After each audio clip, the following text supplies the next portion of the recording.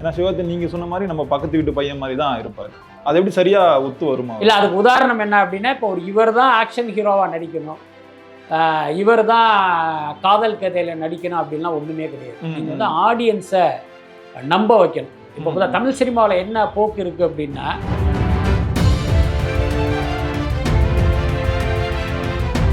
இப்போ அமரன் படம் வந்து ஒரு 300 கோடி கலெக்ஷன் வந்து அடைஞ்சிருக்கு சார். அது வந்து ஒரு மேஜிக் தான். இப்போ அடுத்து வர படங்கள்லாம் அந்த அளவுக்கு பெரிய கலெக்ஷன் ஆகாது சிவகார்த்திகேயனுக்கு அப்படின்ற மாதிரி சொல்றாங்க. இல்லை, அது உண்மைதானே. அது ஏன்னா அமரன் படத்தை பொறுத்த வரைக்கும் அந்த படத்தை தயாரித்த கமல்ஹாசனும் இந்த வெற்றியை எதிர்பார்க்கல, இயக்கிய ராஜ்குமார் பெரியசாமி இப்படி ஒரு வெற்றியை எதிர்பார்க்கல, சிவகார்த்திகேயனும் எதிர்பார்க்கல, திரையுலகமும் எதிர்பார்க்கல, பார்வையாளர்களும் எதிர்பார்க்கல. அப்படி ஒரு வெற்றி.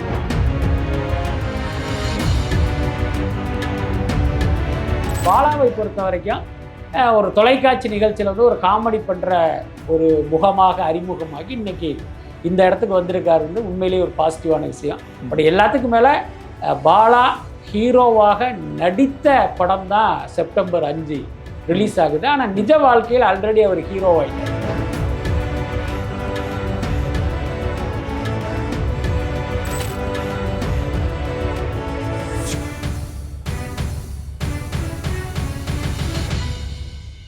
சார் வணக்கம் சார். வணக்கம். எப்படி சார் இருக்கீங்க? நல்லா இருக்கு. இப்போ இந்த மதராசி படத்துக்குள்ள வரோம் சார். படம் எப்படி சார் வந்திருக்கு? எனக்கு தெரிஞ்ச படம் வந்து ஒரு பாசிட்டிவான ரிப்போர்ட்டு தான் வந்திருக்கு. பட் அதை வந்து நம்ம உறுதியான தகவலாகவோ அதிகாரபூர்வமான தகவலாகவோ எடுத்துக்க முடியாது. என்ன காரணம்னா, அந்த படத்தில் ஒர்க் பண்ணுறவங்க நமக்கு சொல்கிற தகவல் புரியுதா இல்லை? இப்போ சமீபத்தில் ஏஆர் முருகதாசன் நான் இன்டர்வியூ எடுக்க போனேன். அப்போ வந்து அங்கே இருக்கிற அந்த யூனிட்டில் இருக்கிற ஆட்கள் தான் ஆஃப் த ரெக்கார்டாக பேசிகிட்டு இருக்கும்போது அவங்களாம் ரொம்ப பிரமிப்பாக அந்த படத்தை பற்றி சொன்னாங்க. அவங்களுடைய பாயிண்ட் ஆஃப் வியூவில் அது உண்மையாகவும் இருக்கலாம். ஆனால் அந்த படம் வந்து எப்படிப்பட்ட படமாக இருக்குங்கிறத மக்கள் தானே முடிவு பண்ணணும். எப்பயுமே காக்கைக்கும் தன் குஞ்சு பொன் குஞ்சுங்கிற மாதிரி அந்த ஒர்க் பண்ணுறவங்களுக்கு அந்த படம் வந்து ஒரு நல்ல படமாக தானே இருக்கும். எனக்கு தெரிஞ்சு நான் கேள்விப்பட்டேன் என்னன்னா, அந்த மதராசியுடைய லைன் நான் கேள்விப்பட்டேன். இன்னும் சொல்லப்போனால் அந்த முருகதாஸுடைய முந்தைய படங்களை விட கொஞ்சம் வித்தியாசமாக இருக்கு. அதில் இன்னொரு முக்கிய காரணம் என்ன அப்படின்னா, நீங்கள் ஏற்கனவே கேள்விப்பட்டிருப்பீங்க, விஜய்க்கு ஒரு துப்பாக்கி மாதிரி சிவகார்த்திகேயனுக்கு மதராசி ஒரு ஃபுல்லாக ஒரு ஆக்ஷன் ஹீரோவாக அவர் நல்லா யூஸ் பண்ணியிருக்காருங்கிற மாதிரி சொன்னாங்க. அதே நேரம் சிவகார்த்திகேயனுடைய இமேஜ் என்ன அப்படின்னா, இவர் நம்ம பக்கத்து வீட்டு பையன், ரொம்ப ஒரு இயல்பானவர் அப்படிங்கிற ஒரு இமேஜும் இருக்குது. இந்த இமேஜும் கெட்டு போகாமல் அந்த ஆக்ஷன் ஹீரோவுக்கான அந்த விஷயங்களும் இதாகாமல் ரெண்டையும் பேலன்ஸ் பண்ணி அந்த படத்தினுடைய ஸ்கிரிப்ட் இருக்குது. அதனால் எனக்கு தெரிஞ்சு இது மக்களுக்கு பிடித்தமான ஒரு படமாக வருவதற்கு வாய்ப்பு இருக்குது. இப்போ அமரன்ல வந்து ஆக்ஷன் பண்ணியிருக்காருன்னா அந்த கதைக்கு ஏற்ற மாதிரி ஒரு ஆக்ஷன் வந்திருக்கும். இதில் ஃபுல் டைமாக ஒரு ஆக்ஷன் ஹீரோவாக அறிமுகப்படுத்தும் போது அது எப்படி சார் சரியாக வருமா? ஏன்னா சிவகார்த்திகேயன் நீங்கள் சொன்ன மாதிரி நம்ம பக்கத்து வீட்டு பையன் மாதிரி தான் இருப்பார். அது எப்படி சரியாக ஒத்து வருமா? இல்லை, அதுக்கு உதாரணம் என்ன அப்படின்னா, இப்போ இவர் தான் ஆக்ஷன் ஹீரோவாக நடிக்கணும், இவர் தான் காதல் கதையில் நடிக்கணும் அப்படின்லாம் ஒன்றுமே கிடையாது. நீங்கள் வந்து ஆடியன்ஸை நம்ப வைக்கணும். இப்போ தமிழ் சினிமாவில் என்ன போக்கு இருக்குது அப்படின்னா, ஒன்றுமே தெரியாத ஒரு அம்மாஞ்சியாக இருப்பான், 12 ரீல் வரைக்கும் இருப்பான். 13வது ரீலில் பார்த்தீங்கன்னா அவன் வீரனா மாதிரி போட்டு எல்லாரையுமே மிதின்னு மிதிப்பான். அது வந்து லாஜிக்காக நம்ம ஏற்க முடியாது. ஆனால் எப்பயுமே பார்த்தீங்கன்னா ஒரு மனிதனுடைய கேரக்டரை அல்லது வீரத்தை தீர்மானிப்பது பார்த்தீங்கன்னா அந்த சூழல் தான். அதுக்கு ஒரு உதாரணம் பார்த்தீங்கன்னா ரன் படம் நீங்கள் பார்த்துருப்பீங்க. அதில் அந்த கதாநாயகன் மாதவன் பார்த்தீங்கன்னா கிட்டத்தட்ட ஒரு அம்மாஞ்சி மாதிரியான ஒரு பையனாக தான் இருப்பார்.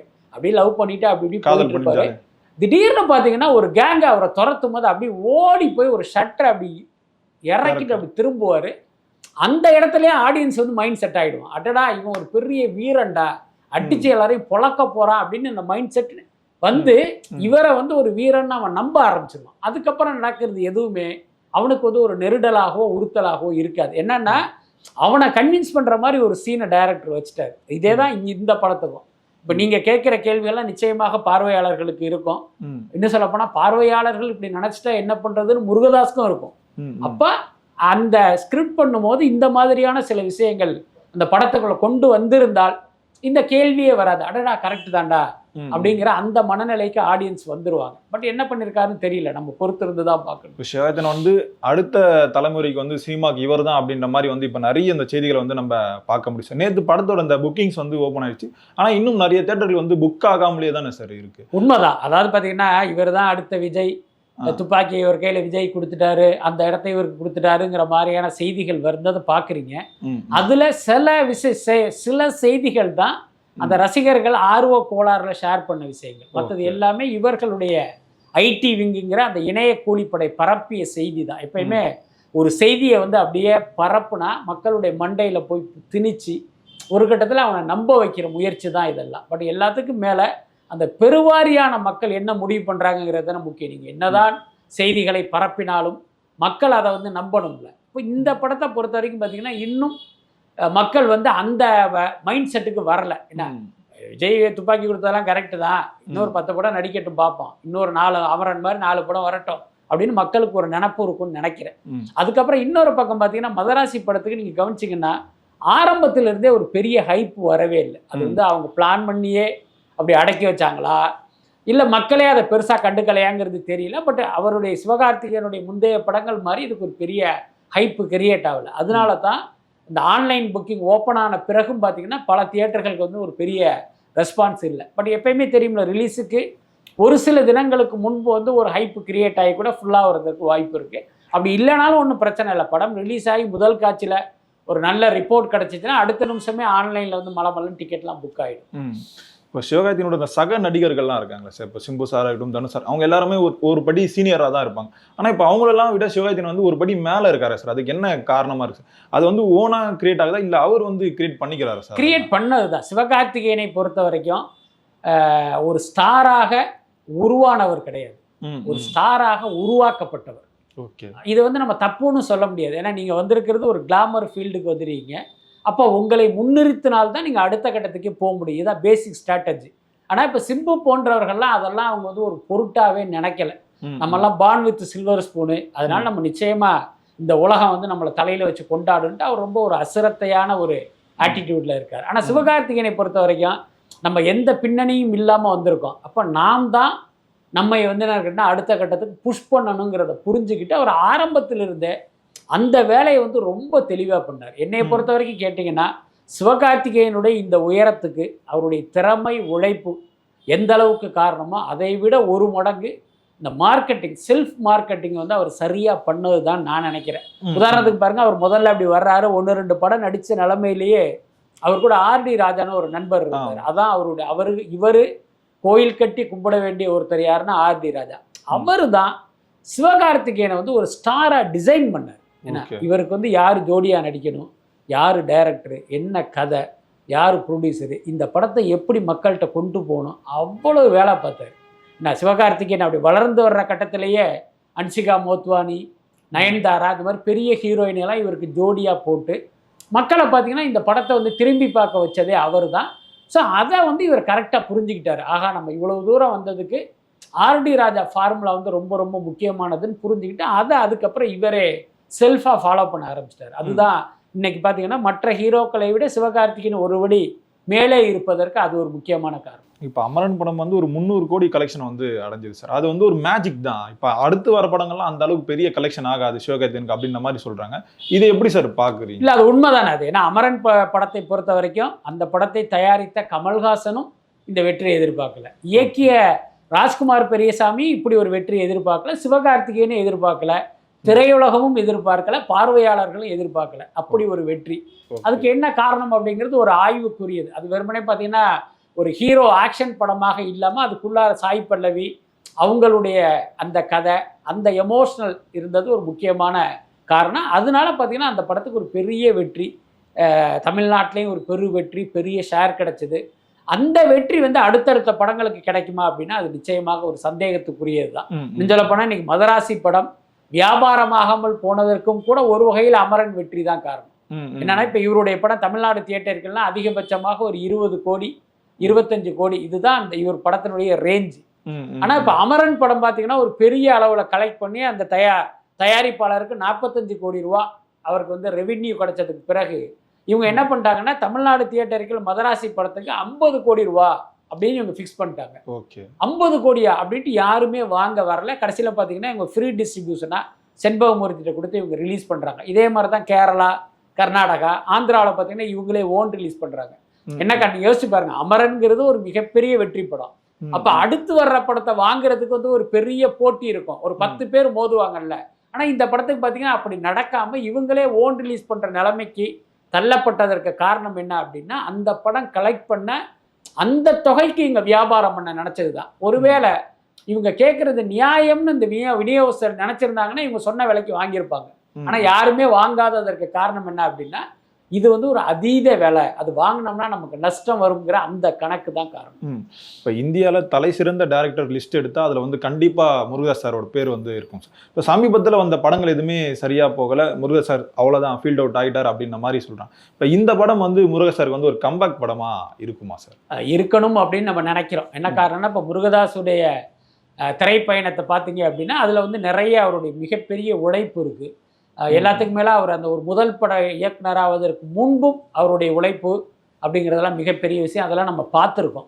அப்படி இருக்கும்போது அவருடைய கடைசி 2 படங்கள் சரியாக போகலைங்கிறதுனால முருகதாஸ் அவ்வளவுதான், இனிமேல் அவரால் வெற்றியை கொடுக்க முடியாதுங்கிற ஒரு முடிவுக்கெல்லாம் நம்ம வந்துட முடியாது. எல்லாத்துக்கும் மேலே முருகதாஸ்க்கே உள்ளுக்குள்ள சில கேள்விகள் இருக்கும். நம்ம இத்தனை வெற்றி கொடுத்தாலும் இப்போ நம்ம கடைசியாக நமக்கு வெற்றி கொடுக்கலைங்கிறதுனால தானே இன்றைக்கி நமக்கே ஒரு டவுன்ஃபால் வந்திருக்கு.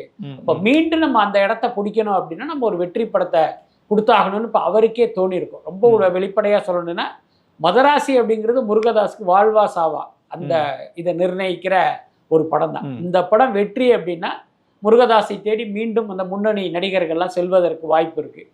ஒருவேளை இந்த படம் சரியாக போகலை அப்படின்னா அது முருகதாஸ்க்கு ஒரு சிக்கல் தாங்க. பாருங்கள், அமரன்னு ஒரு வெற்றி கொடுத்த சிவகார்த்திகேயனுக்கு இவர் ஒரு தோல்வி படம் கொடுத்துட்டாரு அப்படின்ட்டு இவருக்கு ஒரு முத்திரை குத்தப்படும். அதனால் அந்த விஷயத்தை அவரும் புரிஞ்சிருப்பார் அப்படின்னு தான் நான் நினைக்கிறேன். பட் அதே நேரம் இப்போ மணிரத்னம், சங்கர் போன்ற இயக்குநர்களுக்கு இப்போ சமீபத்தில் ஒரு பெரிய வீழ்ச்சி வந்திருக்கு. என்ன காரணம், நாம் ஒரு பெரிய டைரக்டரு, நம்ம என்ன கொடுத்தாலும் மக்கள் பார்த்துருவாங்கங்கிற அந்த மைண்ட் செட் அவங்களுக்கு இருந்தது தான். ஒருவேளை அப்படி ஒரு மைண்ட் செட் முருகதாஸ்க்கு இருந்தால் அது சிக்கல் தான். அப்படி இல்லாமல் இன்னைக்கு இந்த ரசிகர்களுடைய ரசனையெல்லாம் மாறி இருக்கு. இன்னைக்கு சினிமாவுடைய டார்கெட் ஆடியன்ஸ் இந்த 2K கிட்ஸ் தான். அவங்களுக்கு பிடிச்சமான ஒரு படமாக பண்ணணும் அப்படின்னு நினச்சி இதை பண்ணியிருந்தாருன்னா நிச்சயமாக வெற்றி கிடைக்கும். நேற்று கூட ஒரு சாங் வந்துருச்சு பார்த்தேன். உண்மையிலே பார்த்தீங்கன்னா மிக சமீபத்தில் கேட்ட பாடல்களே ஒரு அற்புதமான பாடல். ஸோ இந்த மாதிரியான ஒரு பாசிட்டிவான அம்சங்கள் படத்தில் இருந்துச்சுன்னா கண்டிப்பாக வெற்றி அடையும். இப்போ செப்டம்பர் 5 மதராசி படம் ரிலீஸ் ஆகுது. கூடவே இன்னொரு படம், ஒரு சின்ன படமாக அந்த காந்தி கண்ணாடி படம் ரிலீஸ் ஆகுது. அதுக்கு எப்படி சார் இப்போ இவ்வளோ பெரிய படம் ரிலீஸ் ஆகும்போது மக்கள் அந்த சின்ன படத்தை ரசிக்கிறதுக்கு தேட்டருக்கு போவாங்களா? கண்டிப்பாக போவாங்க. ஏன்னா மக்களை பொறுத்த வரைக்கும் செப்டம்பர் 5 மதராசி படத்தை பார்த்துட்டு தான் டிஃபன் சாப்பிடணும்னு யாரும் காத்திருக்கல. புரியுதா இல்லையா? வாரம் படங்கள் வரும். ஒரு வாரம் பெரிய படம் வரும், ஒரு வாரம் சின்ன படம் வரும், ஒரு வாரம் படமே வராது. இதுதான் சூழ்நிலை. இப்போ செப்டம்பர் 5 மதராசின்னு ஒரு படம் வருது. இன்னொன்று சிவகார்த்திகேயன் ஒரு ரஜினியோ விஜயோ கிடையாது. ஸோ ரஜினி விஜய் படங்கள் வரும்போது தான் பெருவாரியான அந்த பார்வையாளர்கள், சினிமா பார்ப்பதை வழக்கமாக வச்சிருக்கிற அந்த பெருவாரியான பார்வையாளர்கள் இந்த படத்தை இன்னைக்கு பார்க்கணும்னு ஃபிக்ஸ் பண்ணியிருப்பாங்க. மற்ற ஹீரோக்களுக்கெல்லாம் அந்த நிலைமை கிடையாது. அதுக்கப்புறம் ஒரு பெரிய படம் வரும்போது ஒரு சின்ன படம் வர்றதுல என்ன சிக்கல் அப்படின்னா, அந்த பிஃபோர் ரிலீஸ் இந்த படத்தை யாருமே கண்டுக்க மாட்டாங்க. யாருடைய கவனத்தையும் இந்த படம் ஈர்க்காது. இன்னும் சொல்ல போனால் எதுக்கு இவனுக்கு தேவையில்லாத வேலை, இன்னொரு நாள் ரிலீஸ் ஆக வேண்டியதானெல்லாம் சொல்லுவாங்க. ஆனால் ரிலீஸ் ஆகி அந்த பெரிய படம் சுமாராக இருக்குது, அதை விட சின்ன படம் சூப்பராக இருக்குது அப்படின்னு ஒரு ரிப்போர்ட் பரகும் போது ஊடகங்கள் மற்றும் பார்வையாளர்களுடைய ஒட்டுமொத்த பார்வை அப்படி சின்ன படத்து மேலே திரும்பிடும். அதுக்கு பெரிய சமீபத்திய உதாரணம் ரெட்ரோ அன்னைக்கு வந்த டூரிஸ்ட் ஃபேமிலி. அதுக்கு முன்னால் பார்த்தீங்கன்னா அந்த தயாரிப்பாளரை திட்டாத ஆள் கிடையாது, பயமுறுத்தாத ஆட்கள் கிடையாது. யோ இவ்வளோ கஷ்டப்பட்டு படத்தை எடுத்து ஏன் இங்கே போய் ரிலீஸ் பண்ணுறேங்கிற மாதிரியெல்லாம் அவங்கள இன்னும் சொல்ல போனால் மிரட்டினாங்கன்னே சொல்லலாம். பட் அவரை பொறுத்த வரைக்கும் ஒரு OTT நிறுவனம் அந்த டேட்டை கொடுத்துட்டாங்க, நாங்கள் என்ன பண்ணுறது அப்படின்ட்டு அவர் ரிலீஸ் பண்ணார். ஆனால் அடுத்து என்ன நடந்துச்சு, ரெட்ரோ படம் மக்களால் வரவேற்கப்படலை, டூரிஸ்ட் ஃபேமிலி ஒரு பெரிய வெற்றி படமாக மாற்றினாங்க. ஸோ அந்த மாதிரி இந்த காந்தி கண்ணாடி படத்துலையும் ஒருவேளை ஸ்டஃப் இருந்துச்சு அப்படின்னா கண்டிப்பாக மக்கள் வரவேற்பதற்கு வாய்ப்பு. இந்த KPI பாலா ஹீரோவா அறிமுகரா சார், அதை எப்படி சார் பார்க்குறீங்க? ஒரு பாசிட்டிவான விஷயம் தானே. எப்பயுமே ஹீரோக்களுக்குன்னு ஒரு இலக்கணம் இருந்தது. ஹீரோனா அப்படி நல்லா தகன்னு எம்ஜிஆர் கலரில், அஜித்குமார் கலரில் இருக்கணும், அப்படி இருக்கணும், சுருட்ட முடியா இருக்கணும், அப்படின்லாம் சில இலக்கணங்கள்லாம் இருந்தது. அப்புறம் காலப்போக்கில் அந்த இலக்கணங்கள்லாம் உடைக்கப்பட்டது. பார்த்திபன் போன்றவர்கள் ஹீரோவானது, ராஜ்கிரண் போன்றவர்கள் ஹீரோவானது, அந்த மாதிரி நிறைய நம்ம உதாரணங்களாக சொல்லிக்கிட்டே போகலாம். இந்த பாலாவை பொறுத்த வரைக்கும் ஒரு தொலைக்காட்சி நிகழ்ச்சியில் ஒரு காமெடி பண்ணுற ஒரு முகமாக அறிமுகமாகி இன்னைக்கு இந்த இடத்துக்கு வந்திருக்காரு உண்மையிலேயே ஒரு பாசிட்டிவான விஷயம். பட் எல்லாத்துக்கும் மேலே பாலா ஹீரோவாக நடித்த படம் தான் செப்டம்பர் 5 ரிலீஸ் ஆகுது. ஆனால் நிஜ வாழ்க்கையில் ஆல்ரெடி அவர் ஹீரோவாயிட்டார். எந்த நடிகருக்கும் இல்லாத ஒரு மனசு பாலாவுக்கு இருக்குது. அவருடைய வருமானத்தில் கிட்டத்தட்ட ஒரு 85% தொகையை வந்து மக்களுக்காக, அந்த எளிய மக்களுக்காக கொடுக்கறது. சமீபத்தில் கூட பல்லாவரத்தில் ஒரு மருத்துவமனை கட்டியிருக்காரு. இதெல்லாம் எந்த நடிகரும் செய்யாத விஷயம். அதாவது பல 100 கோடி, 200 கோடி, 250 கோடி, 100 கோடி, 150 கோடி சம்பளம் வாங்குகிற நடிகர்களுக்கு கூட ஏற்படாத ஒரு தாட் அது. ஸோ அவருக்கு இந்த வயசில் ஏற்பட்டு தன்னுடைய சம்பளத்தை, தன்னுடைய வருமானத்தை எல்லாம் கொட்டி வந்து அப்படி ஒரு மருத்துவமனையெல்லாம் கட்டிக்கிட்டு இருக்காரு. அதனால் நிஜ வாழ்க்கையில் அப்படி அவர் ஏற்கனவே ஹீரோ ஆகிட்டார். இன்னும் சொல்லப்போனால் அந்த காந்தி கண்ணாடி படத்துக்கான யூஎஸ்பியே வந்து பாலா செய்த இந்த நற்காரியங்கள் தான். அடடா இந்த பையன் இப்படியெல்லாம் ஹெல்ப் பண்ணியிருக்காரு, இவர் ஹீரோவாக நடிச்சிருக்காரு, அங்கே போய் பார்ப்போம் அப்படின்னு மக்கள் வருவாங்க. மற்றபடி பாலா வந்து நடிப்பில் பின்னிருப்பார், இவர் சிவகார்த்திகேயனை தூக்கி சாப்பிட்ருவார் அப்படின்னு யாரும் தியேட்டருக்கு வரப்போகிறது இல்லை. இவர் ஆஃப் ஸ்க்ரீனில் செஞ்ச அந்த விஷயங்கள் தான் மக்களையே தியேட்டருக்கு கூட்டிகிட்டு வரப்போகுது. பட் அந்த படத்தில் விஷயம் இருந்தால் நிச்சயமாக அந்த படம் ஓடும். பட் நான் கேள்விப்பட்ட வரைக்கும் சில மீடியேட்டர்கள், சில டிஸ்ட்ரிபியூட்டர்கள் நான் பேசினா ரொம்ப பாசிட்டிவான ஒரு ரிப்போர்ட்டை தான் சொல்கிறாங்க. இன்னும் சொல்லப்போனால் அந்த படத்தின் மீது பாலாவுக்கே ஒரு பெரிய நம்பிக்கை. எந்த அளவுக்குன்னா, அந்த படத்துக்காக ஒரு சின்ன தொகை அட்வான்ஸ் வாங்கினார்ல, அதுக்கப்புறம் பார்த்தீங்கன்னா ₹1 கூட அவர் சம்பளமே வாங்கவே இல்லையா. என்ன இன்னும் சொல்லப்போனால் சம்பளமே வாங்கலை அவர். ஓகே. ஸோ அவருடைய மைண்ட் செட் என்னன்னா, நம்மளை வச்சு இப்படி ஒரு சூப்பரான படம் எடுக்கிறாரு, நம்ம எதுக்கு அவர்கிட்ட காசை வந்து இப்பயே கேட்டால் அவருக்கு ஒரு பேர்டனை ஏற்றுவாங்க. இந்த படம் கண்டிப்பாக ஜெயிக்கும், நம்ம ஜெயிச்சதுக்கப்புறம் வாங்கிக்கலாங்கிற அந்த நம்பிக்கையில் அவர் சம்பளம் வாங்காமே நடிச்சிருக்காருன்னு நான் கேள்விப்பட்டேன். இப்போ புதுசாக ஒரு ஹீரோ அறிமுகமாகறாருன்னா அவ்வளோ பெரிய ஆடியோ லான்ச் வந்து யாருமே நடத்த மாட்டாங்க. ஒரு வாரிசாக இருந்தால் மட்டும்தான் ஒரு நிறைய காசை வந்து கொட்டி ஒரு பெரிய ஆடியோ லான்ச் வந்து நடத்தும். இப்போ சமீபத்தில் அவருக்கு நடந்த ஆடியோ லான்ச்சு அதிகமாக ஒரு பேசும் பொருளாக இருக்குது. இது எப்படி சார் பார்க்குறீங்க? அது மட்டும் இல்லாமல் லாரன்ஸ் சார் வந்து சொல்லியிருப்பாரு, உன்னை ஹீரோவாக அறிமுகப்படுத்துறேன்னு சொல்லிட்டு, அதையுமே இதை பண்ணியிருக்காங்க. இது எப்படி சார் பார்க்குறீங்க? அதான் என்னன்னா, இப்போ ஒரு படத்துக்கு அந்த படத்தை மக்களிடம் கொண்டு செல்வதற்கு வந்து நிறைய விஷயங்கள் பண்ண வேண்டியதாக இருக்குது. நீங்கள் சும்மா ஒரு தினத்தந்தியில் ஒரு ஃபுல் பேஜ் விளம்பரத்தை கொடுத்துட்டு ஒரு ஆடியோவில் ரிலீஸ் பண்ணிடலாம் அப்படின்லாம் இன்றைக்கி இருக்க முடியாது. அதுக்கு ஒரு ப்ரீ ரிலீஸ் ஃபங்க்ஷன், அது மட்டும் இல்லாமல் இப்போ பார்த்தீங்கன்னா இன்னொரு ஸ்ட்ராட்டஜி ஃபாலோ பண்ணுறாங்க. என்ன ஃபங்க்ஷன் நடந்தாலும் மிஸ்கி மாதிரி இந்த குண்டாக்க மண்டாக்க பேசுகிற ஆட்களையும் கூப்பிட்டுடுறாங்க. அவங்க வந்து அங்கே எதையாவது ஒன்று பேசி அதை வந்து பல பேர் செல்ஃபோனில் எடுத்து அதை ரீல்ஸ் ஆக்கி, என்ன அப்படி ஒரு ஷார்ட்ஸ் ஆக்கி போடும்போது அது இன்னும் பெரிய அளவில் மக்கள்கிட்ட போய் சேருது. அதனால் இந்த மாதிரியெல்லாம் மார்க்கெட்டிங் பண்ணாதான் ஒரு படத்தையே வந்து மக்கள்கிட்ட கொண்டு போய் சேர்க்க முடியுங்கிற ஒரு சூழல் உருவாகிடுச்சு. அதனால் இவரும் மீடியாவிலிருந்து வந்ததால் அந்த விஷயத்தை புரிஞ்சுக்கிட்டு அவரும் அப்படி ஒரு ஃபங்க்ஷன் அவர் நடத்தியிருக்காரு. இதில் முக்கியமாக இப்போ தெரியும், பாலா இன்னைக்கு எப்படி மற்றவர்களுக்கு ஹெல்ப் பண்ணுறாரோ அதே மாதிரி லாரன்ஸ் பல வருடங்களாக அப்படி ஒரு உதவிகளை செஞ்சுக்கிட்டு இருக்கிற ஒரு கேரக்டர் அவர். அதனால நம்ம மாதிரியே ஒருத்தன் எல்லாருக்கும் ஹெல்ப் பண்ணுறானுங்கும்போது இப்போ இவர் மேலே அவருக்கு வந்து ஒரு தனிப்பட்ட அன்பு வருவதற்கு வாய்ப்பு இருக்குது. ஸோ அந்த அடிப்படையில் தான் அவர் அந்த வார்த்தையை சொல்லியிருப்பார்னு நினைக்கிறேன். பட் எல்லாத்துக்கும் மேலே காந்தி கண்ணாடி வெற்றி பெற்றால் லாரன்ஸ் இவரை ஹீரோ வச்சு படம் எடுக்கணும்லாம் அவசியம் இல்லை. இவரை வைத்து படம் எடுப்பதற்கு ஒரு கூட்டம் வர ஆரம்பிச்சிடும். ஸோ அப்படி ஒன்று நடக்கும்னு நம்ம எதிர்பார்க்கலாம். பொறுத்திருந்து பார்ப்போம் சார், இந்த படம் எப்படி வெற்றி அடைக்குதான்ட்டு. ரொம்ப நன்றிகள் சார், எங்களோட நேரம் பகிர்ந்தமைக்கு. நன்றி சார். நன்றி.